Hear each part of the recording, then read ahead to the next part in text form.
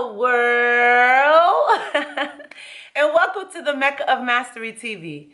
I am your host, Mecca. If it is your mission to become the greatest version of yourself in every area of life, then you, my soul friend, are in the right place. I'm so excited about this video because in this episode, we are speaking about spiritual and personal development. And the topic of this video is what they don't tell you about meditation. Let's get straight into the video.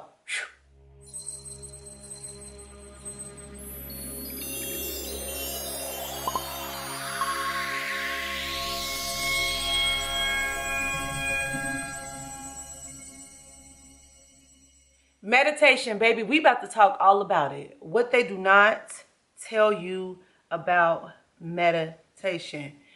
Listen here, listen.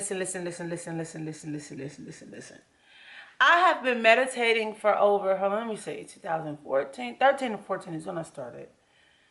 14, 15, 16, 17, 18, 19, 20, 21, 22, 23. About 9 years, 8, 9 years, right? I have been meditating for about 8 or 9 years consistently. When I say consistently, I probably only miss like 20 days out of the year of 365 days of meditating. Probably not even that, right? Because I don't play. When I say meditation practice and I'm meditating every day, I don't play. It's a part of brushing my teeth. It's a part of me drinking water, eating food, or taking a piss. You know, there's not a day to go by that you do not take a piss. So that's how important meditation is to me. So I've been meditating for about 8 to 9 years consistently, and I've been having this practice. And it's so interesting because meditation has been one of those tools that I go to for everything. It has changed the game for me, absolutely changed, transitioned, transformed, leveled up my life, right? Meditation was the thing that allowed me to come from a space of darkness and from the matrix and, you know, unconsciousness into consciousness, into alignment with myself, into myself, and discover who I am more and more and more and more, okay? However, throughout my journey with meditation, because baby, it has been a journey. Throughout my journey with meditation, I have learned a few things when it comes to meditating. And I hear a lot of people, for example, today share their struggles with meditation, share their challenges and things of that nature, like they cannot get still, or, you know, I'm trying to quiet my mind and I can't quiet my mind. It's impossible for me to do this. So I just wanted to shed some light on, you know, my journey with meditation and what I have learned, and maybe these things can help you, because I have seen some things going around, and I don't want to say there are myths because there's no right or wrong, right? It's just results. And I'm just going to tell you what has worked for me, and also just things that I adjusted when it came to meditation so it can work for me. But I'm not trying to put anybody down. I don't do that. I don't judge anybody. I don't say somebody, whatever they put out is wrong and mine is right, or vice versa, because, you know, it's seasons for everything. And that's just what it is. You can't tell somebody that their experience is wrong. Now, what they don't tell you about meditation is that meditation is a practice, just like anything. Like if you go into the gym and let's say you are practicing to get the perfect squat, right? How you want it to be perfect. Practice. That means you're not always going to get it right off the bat. First of all, let's start there. It's not going to be perfect just because you decided within your heart and in your mind, and you see the visions inside of you, you squatting and you got all this weight on the bar and you can see your legs pumping all that, the blood and everything. That doesn't mean that the first 2 attempts, 10 attempts, or 15 attempts is going to give you that perfect form. Maybe you will do that after 6 months, right? But it's not like that with meditation. It ain't gonna take you 6 months. It could take you days, a few weeks, sometimes a few months. Now, meditation is the same way. When you first get into it, the idea of it is like, oh my God, yes. Like, why not sit in silence? I got so much stimulation going on within me. Silence is the best thing. It sounds great. As soon as you sit down in silence, the reality of something and the thought of something are two different things. Now, the reality is that I got all this anxiety. I have all these aches in my body, and I cannot function. I cannot focus. I can't breathe because my cardiovascular health is not together, all of that stuff. So what they don't tell you about meditation as well is that depending on the other elements that are that are active in your life affects the quality of your meditation. I'm going to say that again. The other elements in your life, the conditions of your life as a whole, affects your quality, the quality of your meditation. This is what I mean. I've noticed, for example, that when mentally I am not all the way there, meaning my thoughts are not as pure, okay, and positive and uplifting in a space in love, my meditation is going to be off.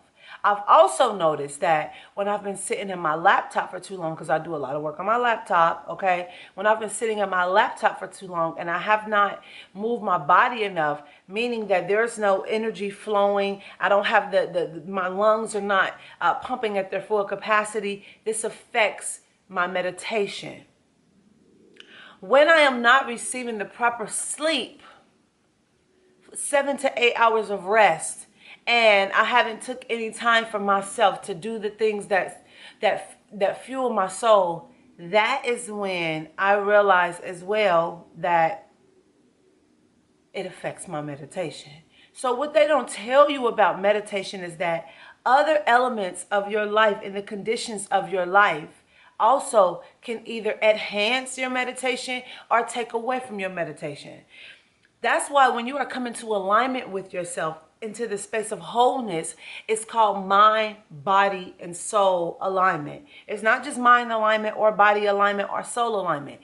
You cannot leave one out. You cannot just work on the spiritual aspect of yourself and forget about the human essence of who you are. Meaning, you can't just think about praying all day, meditating, playing with your crystals, and never get up and move your body.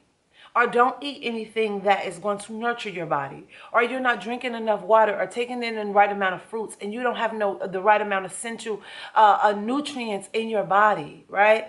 But you've been praying, you've been burning sage and Palo Santo and incense, and you got plants all around you, but you're still eating Little Debbie's, 10 of them a day. And that's draining your energy and your life force while you're sitting here meditating, bringing a life force from the galaxies down, but you're eating shit constantly that's draining your life force. So it's like you have a contradiction going on with inside of you. This is not to say that you can't enjoy a Little Debbie every now and then. Just know that when you are enjoying these things, and if your meditations are not as deep as you want them to, that it's because of the other factors that are active in your life, other conditions that are in place in your life can be affecting that. And that's what they don't tell you about meditation. And another thing they don't tell you about meditation is that depending on the conditions in your life and where you are at vibrationally in your life, your meditation practice changes. So for example, I started off meditating with the mantra of let go. What got me meditating is I picked up a book called Success Through Stillness by Russell Simmons. I was trying to get out of the strip club because I was an exotic dancer. And my whole thing was I need to take in this information to get out of this strip club person, right? This was my whole thing. I need to get out of this strip club. I want to learn from Uncle Russ because he's going to teach me how to get the bag. I need to get this money. I was trying to find another way to make more money to get out of the strip club so I can keep my lifestyle. Because, you know, Uncle Russ, he does it, okay? Serial entrepreneur. Baby, it was about meditation, success through stillness. I was bamboozled in a good way.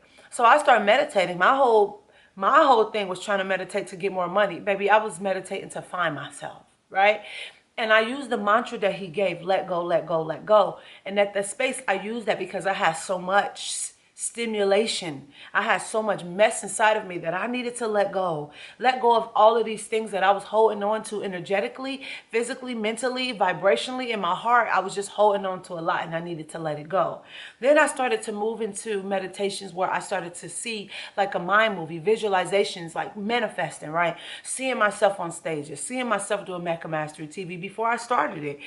That's how I started it. But then I got into a space in my life where I was out in the world for so long, giving so much, being in the community, that I was taking in so much that me visualizing and saying let go was not enough for me. I had to go into the space and use meditations where I was just focusing on breathing and seeing dark energy leave my body. I couldn't see or do anything, right? So what you use throughout your journey changes when it comes to meditation. Sometimes it might be sound healing in bowls. that I would listen to.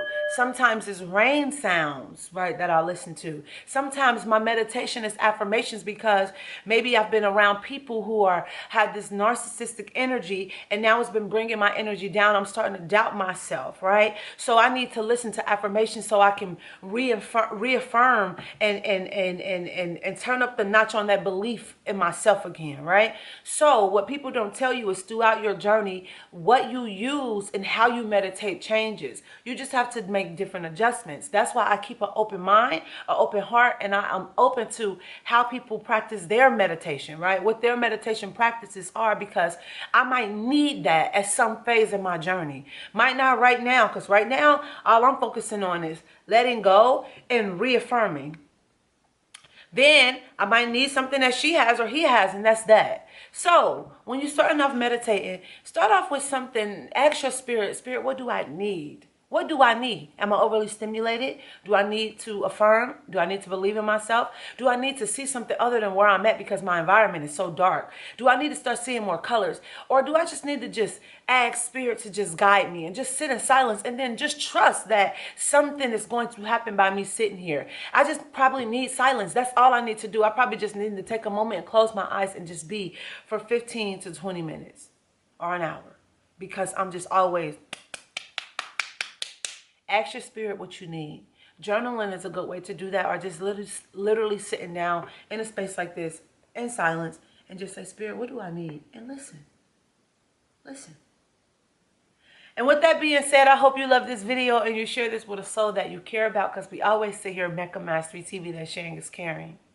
If you are on social media, make sure you follow me on these social media platforms that you see on the screen, because I would love to connect with you. Also, if you want one-on-one coaching from me, make sure you click the link in the description box below and book your Pick My Brain session. Or you can email me directly at meccabookings@gmail.com. And remember, you can always email me as well if you have any questions, or if you need advice, or if you are willing to give me advice. Because like I said, I'm open, right?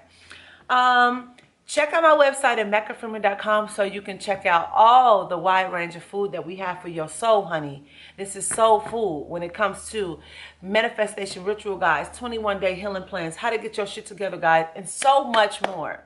And if you are not subscribed, make sure you hit that subscribe button so you never miss any updates, because we are dropping this weekly food for your soul every single Monday.